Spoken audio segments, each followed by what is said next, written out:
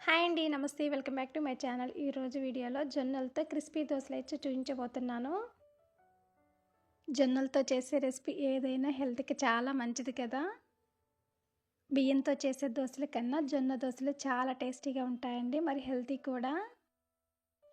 ఈ కొలతలతో చేసి చూడండి. మామూలు దోసల కన్నా క్రిస్పీగా, టేస్టీగా ఉంటాయండి.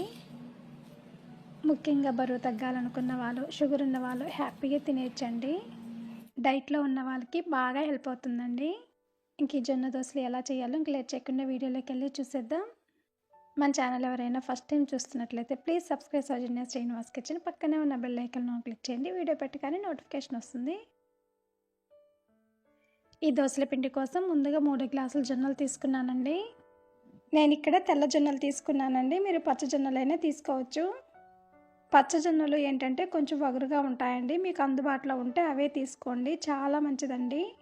ఈ జొన్నల్ని 1కి 3 సార్లు శుభ్రంగా వాష్ చేసి నిండుగా నీళ్లు పోసి 7-8 గంటల పాటు నానబెట్టుకోవాలి. అదే గ్లాస్తో 1 గ్లాస్ మినపగుళ్ళని తీసుకొని వీటిని కూడా శుభ్రంగా వాష్ చేసి నిండుగా నీళ్లు పోసుకోవాలి. అందులో 1/2 టీ స్పూన్ వరకు మెంతులు కూడా వేసి 3-4 గంటల పాటు నానబెట్టుకోవాలి. వీటితో పాటు 1/2 కప్పు వరకు అటుకులు కూడా తీసుకొని వీటిని కూడా నానబెట్టుకోవాలి. ఈ అటుకుల్ని మనం పిండి వేసుకుని అరగంట ముందు నానబెట్టుకుంటే సరిపోతుందండి. 8 గంటల తర్వాత చూపిస్తున్నానండి. జొన్నలు చక్కగా నానాయి. వీటిని నీళ్ళన్నీ వంపేసి గ్రైండ్ చేసుకోవాలి.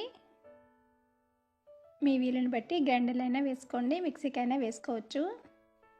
నీళ్ళన్నీ వంపేసి జొన్నలని అలాగే మినప్పప్పుని అటుకులను కూడా వేసుకొని ఫైన్గా గ్రైండ్ చేసుకోవాలి. కొంచెం కొంచెం వాటర్ వేసుకుంటూ వీలైనంత ఫైన్గా గ్రైండ్ చేసుకోవాలి. జొన్నలు గ్రైండ్ అవ్వడానికి ఎక్కువ టైం పడుతుంది, వాటర్ కూడా ఎక్కువ పడతాయి. ఈ విధంగా ఫైన్గా గ్రైండ్ చేసుకొని బౌల్లోకి ట్రాన్స్ఫర్ చేసుకోవాలి. పిండి ఇలా ఫైన్గా ఎంత థిక్గా అయితే ఉండాలండి. పిండి ఇలా గట్టిగా వేసుకుంటే ఏంటంటే బోండాలు కూడా వేసుకోవచ్చు. ఈ జొన్న బోండాలు చాలా బాగుంటాయండి. పిండి ఎక్కువ పులవాల్సిన అవసరం కూడా లేదండి. 3-4 గంటల పాటు పక్కన పెట్టుకుంటే సరిపోతుంది. మీకు కావాలంటే ఓవర్ నైట్ అయినా ఫర్మెంట్ చేసుకోవచ్చు. 3 గంటల తర్వాత చూపిస్తున్నానండి. రెగ్యులర్ దోశ పిండిలాగా ఫర్మెంట్ అవ్వాల్సిన అవసరం లేదండి. ఈ పిండి లైట్గా ఫర్మెంట్ అయితే సరిపోతుంది. మనకి ఎంత కావాలో అంత పిండిని తీసుకొని మిగతా పిండిని ఫ్రిడ్జ్లో స్టోర్ చేసుకుంటే 1 వీక్ పాటు ఫ్రెష్గా ఉంటుందండి. ఈ పిండిలో రుచికి సరిపడా సాల్ట్ వేసుకొని కొంచెం వాటర్ వేసుకొని దోశ బ్యాటర్లా కలుపుకోవాలి. ఈ పిండిని మనం క్రిస్పీ దోశలు వేసుకుంటున్నాం కాబట్టి కొంచెం పిండి గట్టిగా కలుపుకోవాలి. దోశ పిండి పలచగా కలుపుకుంటే ఏంటంటే దోశలు సాఫ్ట్గా వస్తాయి. దోశ పెన్నం లైట్గా హీట్ అయిన తర్వాత ఒక డ్రాప్ ఆయిల్ వేసుకొని టిష్యూతో క్లీన్ చేసుకోవాలి. ఇప్పుడు దోశ బ్యాటర్ వేసుకొని వీలైనంత పలచగా స్ప్రెడ్ చేసుకోవాలి.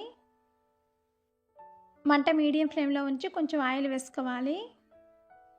ఈ పిండితో క్రిస్పీ దోశలైనా వేసుకోవచ్చు, కావాలంటే సాఫ్ట్ దోశలైనా వేసుకోవచ్చండి. దోశ ఇలా బాగా కాలిన తర్వాత మరోవైపు కూడా కాల్చుకొని ప్లేట్లోకి తీసుకోవాలి. జొన్న దోశ కాలడానికి కొంచెం టైం పడుతుందండి. అలాగే మరో దోశ కూడా వేసుకుందాం. పెన్ను బాగా హీట్ అయి ఉంటుంది కదా, కొంచెం వాటర్ చల్లుకొని టిష్యూతో క్లీన్ చేసుకోవాలి. మళ్ళీ దోశ బ్యాటర్ వేసుకొని పలుచగా స్ప్రెడ్ చేసుకోవాలి. దోశ పెన్ను ఎక్కువ హీట్లో ఉన్న మంట ఎక్కువగా పెట్టుకున్న దోశలు సాఫ్ట్గా వస్తాయండి, క్రిస్పీగా రావు. దోశ వేసుకునే ప్రతిసారి పెన్ను మీద వాటర్ చల్లుకొని టిష్యూతో క్లీన్ చేసుకొని అప్పుడు దోశ వేసుకోవాలి. డైట్లో ఉన్న వారికి బాగా హెల్ప్ అవుతుందండి. జొన్నల్లో ఎన్నో హెల్త్ బెనిఫిట్స్ ఉన్నాయి, అందరికీ తెలిసిందే కదా. ప్రోటీన్స్ అధికంగా ఉండి బ్లడ్ షుగర్ లెవెల్ని తగ్గించి గుండెకి ఎంతో మేలు చేసే ఈ జొన్నల్ని వీక్లీ 3 టైమ్స్ అయినా మన డైట్లో ఇంక్లూడ్ చేసుకుంటే చాలా మంచిదండి. ముఖ్యంగా బరువు తగ్గాలి అనుకున్న వాళ్ళు, షుగర్ ఉన్న వాళ్ళు కూడా హ్యాపీగా తినేయచ్చండి. అంతే సింపుల్ కదా. మీరు ఒకసారి తప్పకుండా ట్రై చేసి ఎలా వచ్చిందో కామెంట్ సెక్షన్లో కామెంట్ చేసి చెప్పండి. ఈ వీడియో మీకు నచ్చినట్లయితే లైక్ చేయండి, షేర్ చేయండి, కమెంట్ చేయండి. మరిన్ని వీడియోస్ కోసం సౌజన్య శ్రీనివాస్ కిచెన్ని సబ్స్క్రైబ్ చేసుకోండి. Thank you for watching.